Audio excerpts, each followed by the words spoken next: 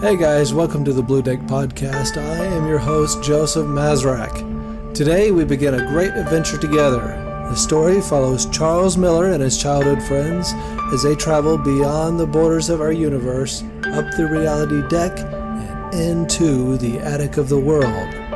There they will find marvels, magic, and monsters. I hope you're ready, because they most certainly are not. The Blue Deck Podcast presents Into the Attic of the World by Joseph Mazrak. This episode is dedicated to my critique partners, Tracy, Janelle, and especially you, Lynn. I couldn't have done it without you. Also to my wife, Joanna, who has supported every creative endeavor and given me the time and space necessary to take the intangible light of a dream and make it into a real story. Joanna, I love you. And finally, a big thank you to God, who gifted me with an incredibly active imagination. I trust you knew what you were doing when you made me. In any case, imagination is a fantastic present. I humbly accept the challenge of creating something good with it, as long as you help me do it. And now, Into the Attic of the World, Chapter 1, Charles Miller.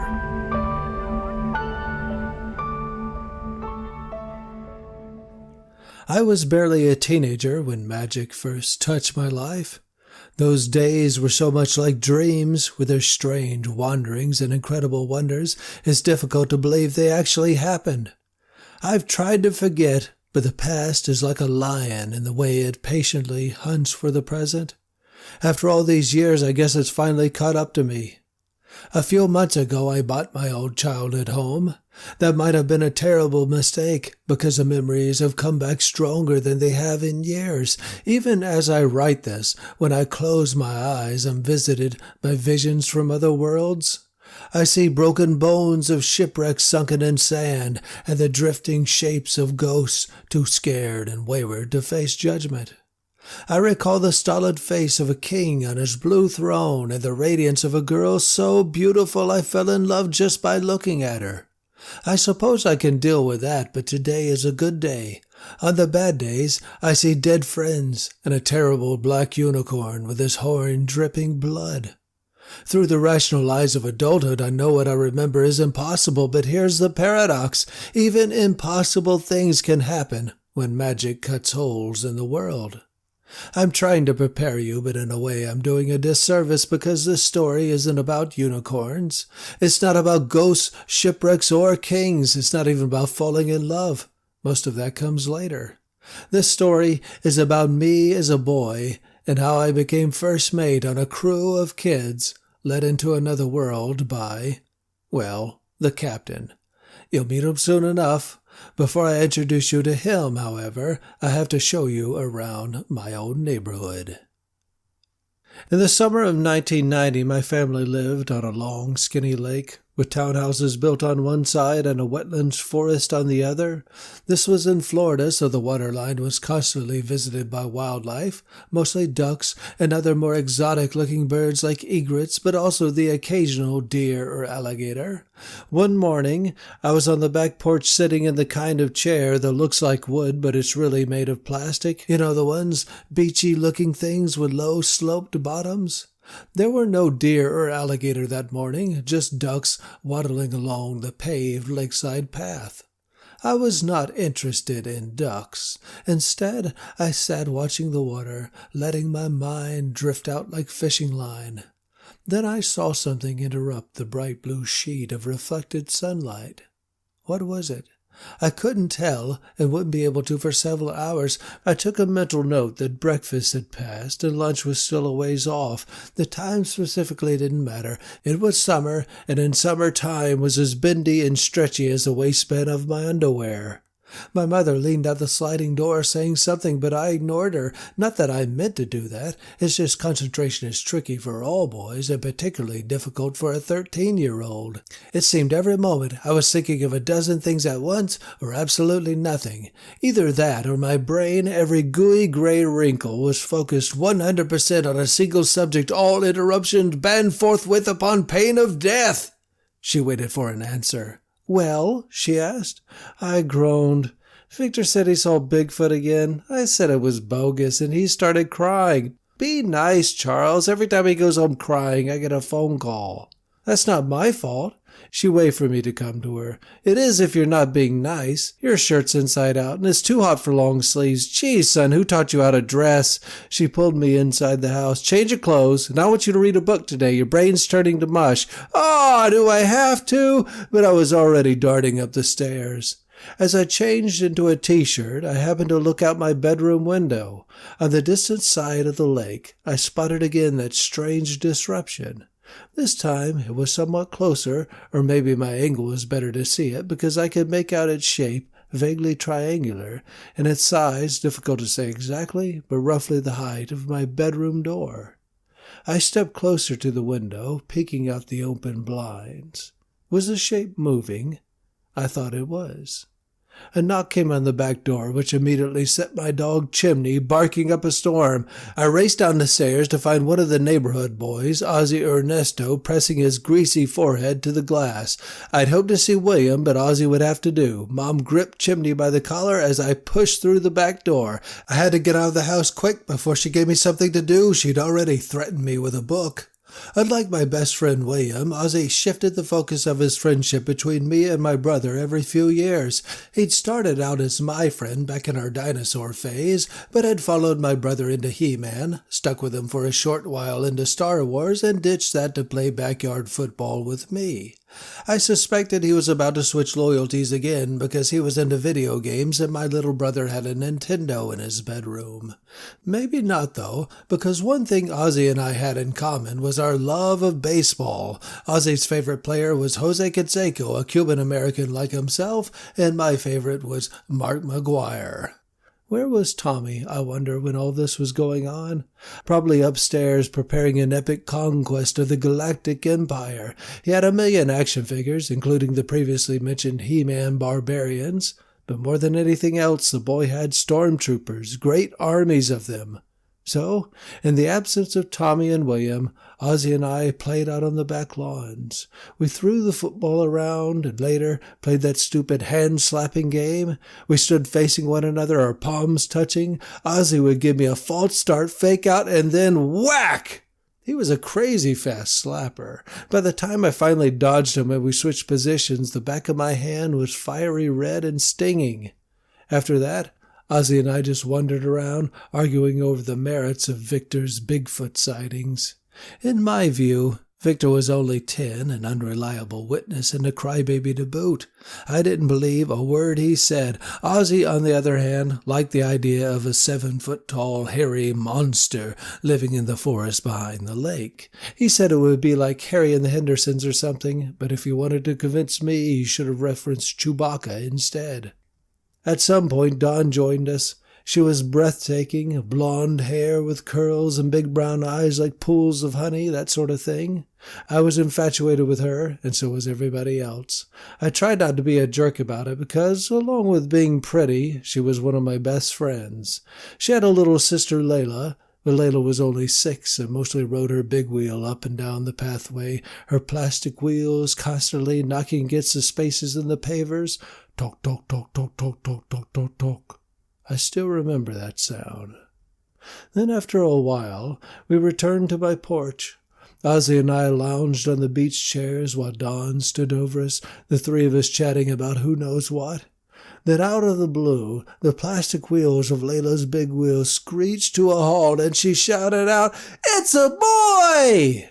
That phrase, "it's a boy," brings to mind a delivery room, a doctor in blue scrubs holding a slimy, crying baby.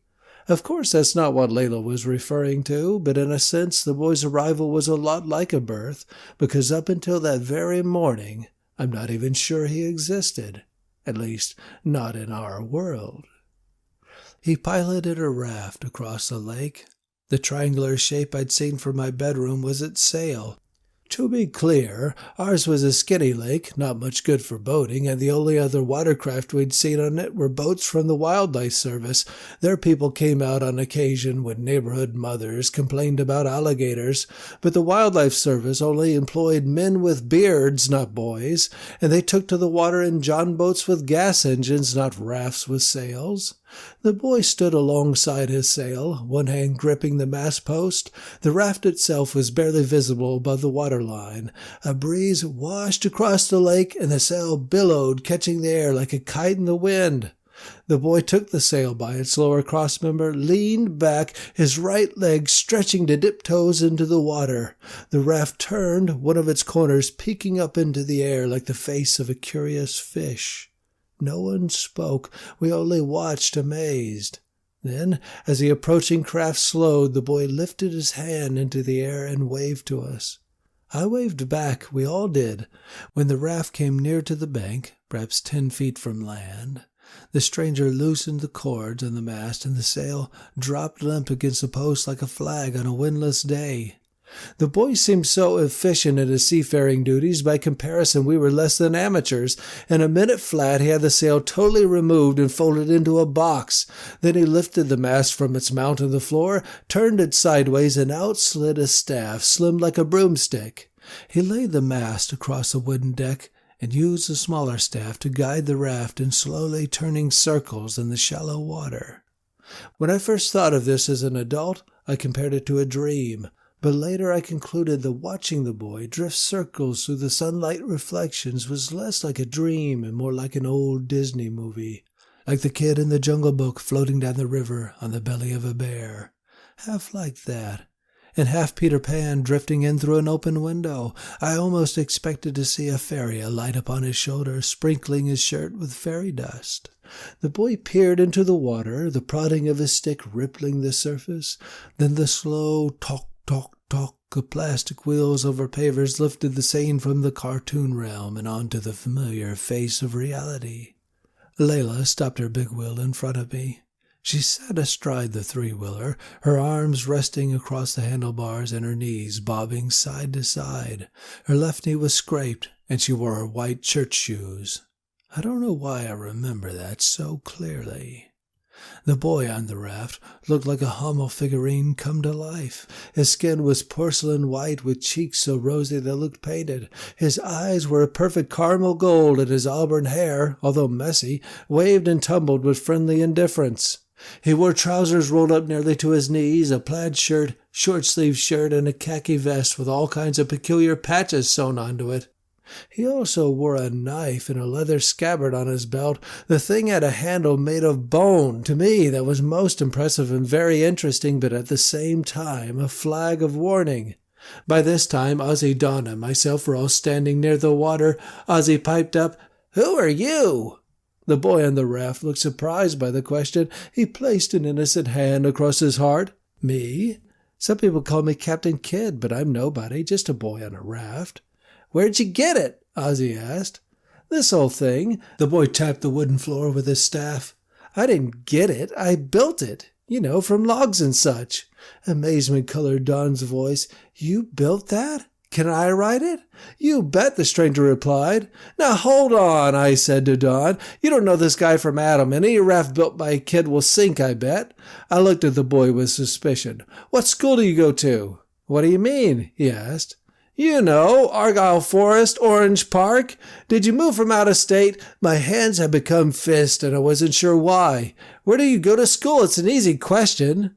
Then Ozzy, speaking as if the boy wasn't standing, or rather floating, right in front of us, said to me, "He's probably too young, probably goes to elementary."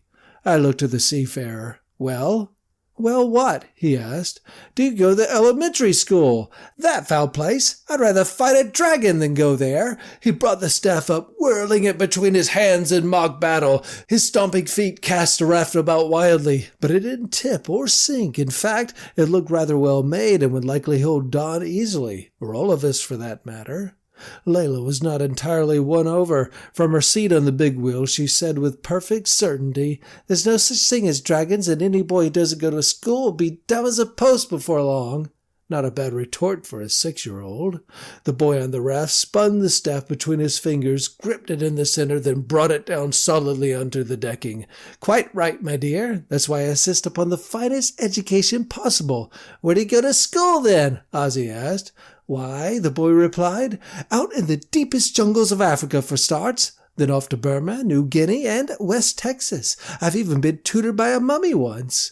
The boy spoke with such enthusiastic confidence it was hard not to buy into the lunacy. So, world traveler, I sneered, what brings you to these humble waters? The boy sighed. I'm glad you asked. By chance, have any of you earned any merit badges of late? He looked at our blank faces. You know, patches? He presented the many patches sewn onto his vest for evidence. Like from the Scouts? Don looked at each of us in turn before admitting, No, we haven't. I was in the Girl Scouts, but that was years ago, and No, the boy cut in, not from the Scouts. What about besides that? Still, we shook our heads. The boy rubbed his chin, as suspected. What new skills have you learned? He waited for our answers. Don pointed to her little sister. Layla can ride a bike with no training wheels. That's something, the boy said. He pointed to me. What about you? I shifted my stance. For some reason, I felt like I'd done something wrong. Out of my mouth popped the first thing I could think of. I learned to tie on fish hooks. The captain studied my face. How many times do you twist the line around itself before running it back through the hoop? Was this a quiz now? 7 times, I said, triumph lifting my voice. That should do it. The boy paced the short length of the raft, then suddenly he snapped his fingers. We need snacks to clear our heads. But what the boy considered snacks, I thought of as a picnic feast. That was the first time I ever ate lobster. Consider the scene, and pay attention because there are a few important details I don't want you to miss. First, the arrival of the food truck. It pulled up to the neighborhood gazebo just as us kids were settling in around the shaded picnic table. Had anyone called it? No. Did it regularly stop there? No. In fact, it never stopped there. Never before and never again. That was the way of things when Captain Kidd was around. Things just showed up or went away, or changed slightly to fit his fancy. And the food truck was no ordinary taco stand on wheels. Oh no, it was some kind of reconfigured military vehicle. A Mercedes. It had no business on the North American continent, much less in our little subdivision. Also, the men who drove it and made the food had skin as dark as black coffee and spoke English, but with accents too thick to fully understand. I thought of them as islanders, though what made me think that I'm not quite certain. Maybe it was something in a movie I'd seen. They shoveled out the food for us, as much as we could carry on paper platters, lobster tails and shrimp, rolled up taquitos, and fried sugary treats on sticks. Lots of fruit, too, and firecrackers. I suppose the firecrackers were their version of Happy Meal toys. All of this was paid for by the boy, who seemed to think nothing of it. He paid the food truck islanders in large coins from a leather pouch. This could be wrong, but I think the coins were Morgan silver dollars. By this point we were all amazed by the kid.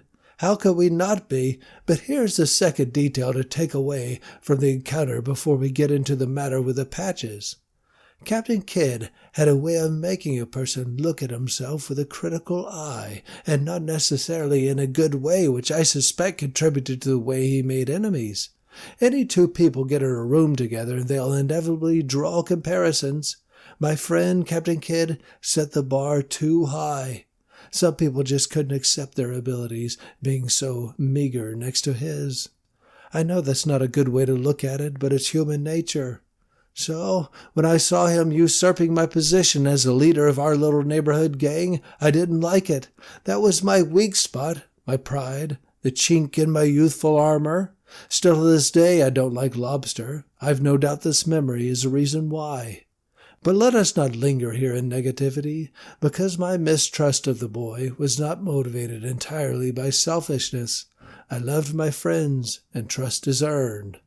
Now, enough of that. Come with me and learn of the patches. Into the Attic of the World is copyright 2019 by Joseph Mazrak. This is a work of fiction. Names, characters, places, and incidents are products of the author's imagination or they're used fictitiously. Any resemblance to actual events, locations, or persons are entirely coincidental. For more information about Into the Attic of the World, please visit our home on the web, thebluedeck.com.